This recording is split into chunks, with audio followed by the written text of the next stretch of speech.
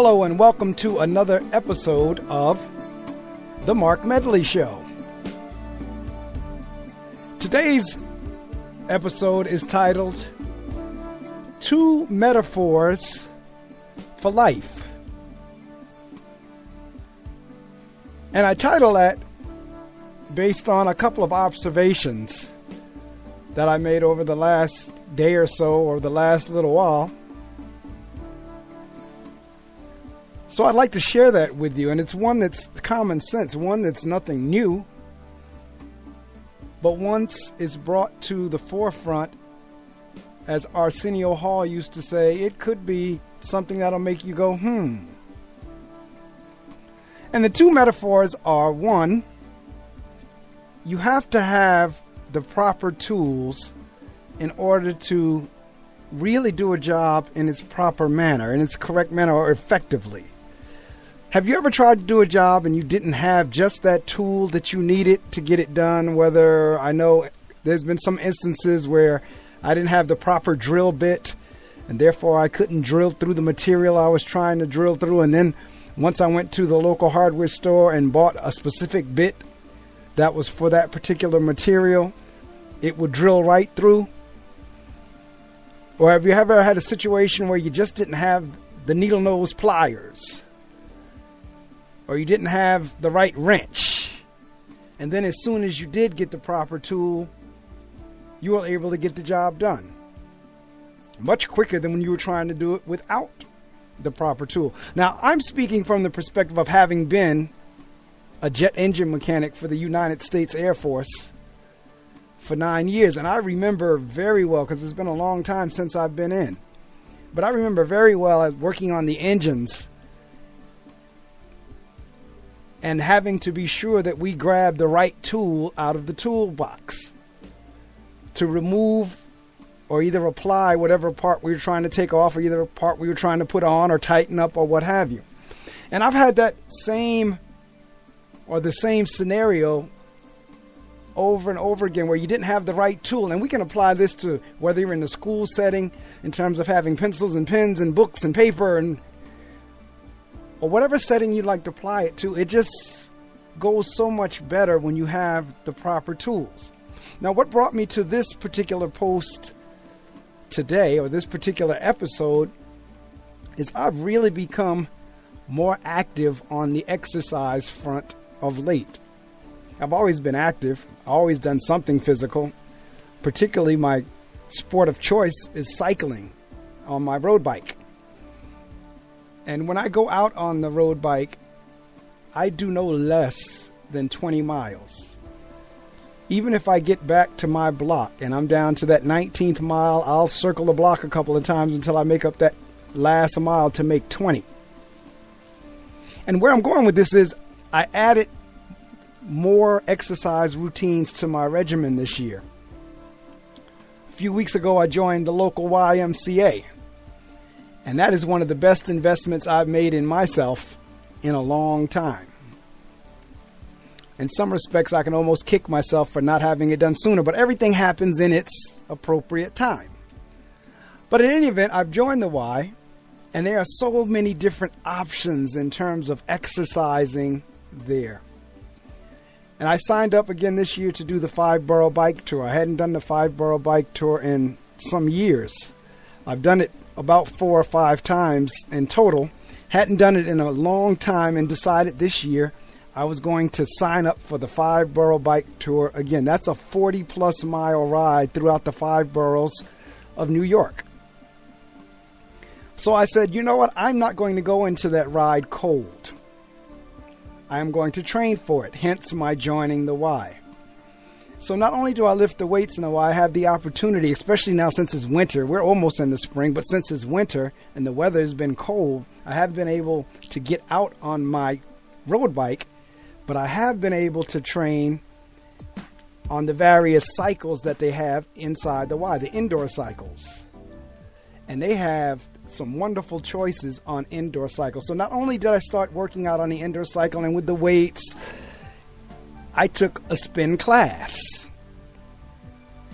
And I've done the spin class now. This is my 4th week in. And the instructor we have is truly a little beast. I don't know what she's on, but she is awesome. And she is constantly moving us between the colors, with red being the highest and white being the lowest. But in the spin class, it's a particular type of indoor cycle that gives you the option to clip in with your shoes or to strap in. And I had been strapping the first 4 classes. And I decided to order me a pair of clips or cleats to put on the bottom of my biking shoes. Because with the clips, or the cleats as they call them, you get better drive in your pedal.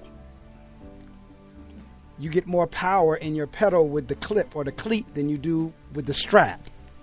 And I noticed there were some classmates in the spin class who were clipping in and were getting a lot more power and staying in the red, the yellow, blue, greens a lot longer than I was.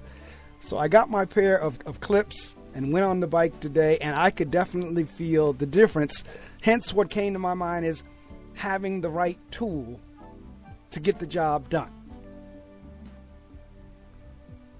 By adding the clips or the cleats to my shoes, that now made my shoes a more effective tool, or the right tool, more effective than whenever I was strapping. Because the play in the strap was just enough to take away some power. That play is removed with the clips on. And it came to my mind because also, not only do I do the spin class there, I hadn't played racquetball in years, and I took that back up again because they have a racquetball court. So I also went out and bought a pair of racquetball shoes. I already had the running shoes and the cross trainers, but I didn't like the way they felt on the racquetball court. So I bought a pair of shoes for the racquetball court. Stay with me and you see where I'm going with this. So now I have the proper shoes for the spin class and the road bike. I have the proper shoes for the racquetball court. I have the proper shoes for working out within the gym, the cross trainers, as well as for running. And I also took up softball in the fall and I'm going to play again in the spring. And yet, you guessed it, I'm going to go out and get a pair of baseball/softball cleats to wear during the softball game. Again, you need the proper tools to get the job done. So where last year I played in a pair of quasi-type cleats, they weren't true softball or baseball shoes. This year I intend to purchase a pair of softball shoes or baseball shoes, cleats if you will. So now I will have my cycling shoe, my racquetball shoe, my workout shoe, my walk/running shoe, and a softball shoe, with the thinking that I'll have the right tools to get the job done more effectively. Now that's a metaphor for life, because regardless of whatever you set out to do, if you have the proper tools, the likelihood of you succeeding is a lot higher. And one thing I noticed in the spin class that came to me as well was this whole notion of, if you really want to become successful, watch someone who is successful. So I was looking at my classmates who were having great success in the spin class as they were using their clips, and said, hey, if they're getting that kind of success by using the clips, you know what? I'm going to add clips and do that too. And sure enough, the practice ride that I took today was a stronger ride than what I had done in the previous 4 classes. Again, another metaphor for life. My second metaphor for life is, today I was driving down the highway and I hit a stretch of the highway that had been under construction that seemed like forever. It had been under construction at least for 2 or 3 years. And you know how it is when you're driving on a road under construction, how it's always congested, or it's traffic, or there's always an obstacle in the way that slows you down. And you just wonder to yourself, when are they going to be finished with this? Are they ever going to get finished with this? I know they had done some work on the New Jersey Turnpike a little while ago that, again, took 4 or 5 years to get complete, depending on what stretch that you were in. But where I'm going with this is, today when I went through that stretch on the highway that had been under construction, as a matter of fact, the last time I drove through there, it was still under road construction. When I got through there today, there were no construction vehicles. There were no dump trucks. There were no pavers. There were no loaders. There was nothing on the road, and it was wide open, and we sailed right on through. And again, what came to my mind was, wow, when you're going through the struggle, you just wonder, when is this ever going to be over? But once you get on that other side of through, you get on that other side of the struggle, you forget about it. I mean, once I sailed through there today on that piece of highway that had been blocked by construction, I forgot that it was under construction, and it was so smooth and so quick.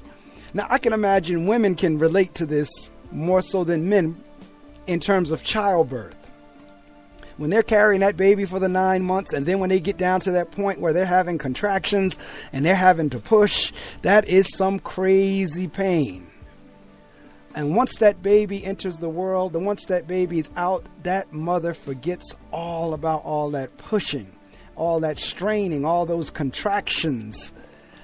They forget all about that once they hold that baby in their arms. Well, it's the same kind of feeling whenever, when I say same, it's relative. Whenever you go through a highway that was being worked on, and every time you hit it, you see those little orange road signs saying road under construction, slow down, men at work. It's that same kind of feeling. And it's the same thing in life. Sometimes some things that we struggle through, when we're going through the struggle, we wonder, is this ever going to end? And then once we get past the struggle, we don't even really look back on it because it feels so good. It's almost like in exercising, going back to that, no pain, no gain. If you didn't have the construction on the road, you wouldn't have the wider road. You wouldn't have the smoother road. You wouldn't have the new pavement. You wouldn't have the new concrete. But during that time, they're putting that new concrete and that new pavement down. It's slow going. It's rough going. When you're carrying that child for those 9 months, it's rough going. When you're pushing and having those contractions, it's rough going. When you're studying for that exam, it's rough going. When you're trying to start up that new business, it's rough going. But oh, when you get to the other side of that, when your business is up, when the baby is out, when the road is smooth, when you've passed that exam, it's all worth it in the end. But you can't see that while you're going, because while I was sitting in that traffic, every time I hit that stretch of highway, automatically what will come to my mind is, boy, are they ever going to finish this?